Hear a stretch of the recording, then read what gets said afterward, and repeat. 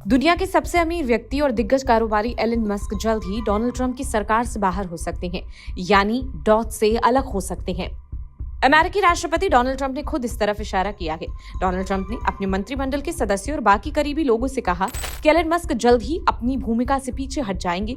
Media reports के मुताबिक जब ट्रंप से इस बारे में सवाल किया गया कि क्या वो चाहते हैं कि मस्क अपने 130 दिनों के कार्यकाल से ज्यादा समय तक पद पर बने रहें, तो इसके जवाब में अमेरिकी राष्ट्रपति ने कहा कि मस्क को किसी समय टेस्ला को फिर से चलाना होगा। ट्रंप ने कहा कि मुझे लगता है कि वो अद्भुत है, लेकिन मुझे ये भी लगता है कि उन्हें एक बड़ी कंपनी चलानी, इसलिए किसी भी समय उन्हें वापस जाना ही होगा। वो ऐसा करना चाहते हैं।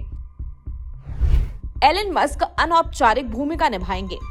पॉलिटिको की रिपोर्ट के अनुसार एक वरिष्ठ सरकारी अधिकारी ने कहा कि एलन मस्क सलाहकार के रूप में अनौपचारिक तौर पर भूमिका रखेंगे और व्हाइट हाउस परिसर के आसपास एक अहम चेहरा बने रहेंगे। एक अन्य अधिकारी ने चेतावनी दी कि जो कोई भी ये सोचता है कि मस्क ट्रंप के दायरे से पूरी तरह गायब हो जाएंगे, वो खुद को मूर्ख बना रहा है। कांग्रेस के एक अधिनियम द्वारा बनाया गया सरकार विभाग होने के बजाय डॉज एक अस्थायी संगठन है। इसने व्हाइट हाउस के अंदर यूएस डिजिटल सर्विस को अपने कब्जे में ले लिया। इसकी डेडलाइन 4 जुलाई 2026 को खत्म होने वाली है। डॉज और मस्क की तरफ से उठाए गए कदमों पर बढ़ते गुस्से के अलावा टेस्ला एक बड़ी उथल पुथल की ओर बढ़ता दिख रहा है।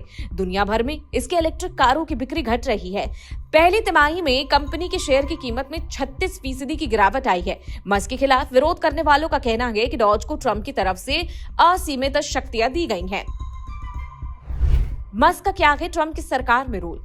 ट्रंप के दूसरे कार्यकाल में मस्क का रोल। डोनाल्ड ट्रंप ने टेस्ला और स्पेसएक्स के सीईओ को विभिन्न अमेरिकी एजेंसियों को बंद करने और सरकारी वित्त पोषण को कम करने के प्रयासों का नेतृत्व करने के लिए विशेष सरकारी कर्मचारी नियुक्त किया है। जनवरी में ट्रंप प्रशासन में शामिल होने के बाद से मस्क को आलोचना का सामना करना पड़ा।